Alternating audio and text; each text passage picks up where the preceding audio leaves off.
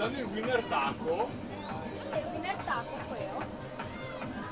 Al tempo dell'anteguerra che non vedevo un winner taco. È ritornato in house il winner No, taco. tu senti come parliamo aulico oggi.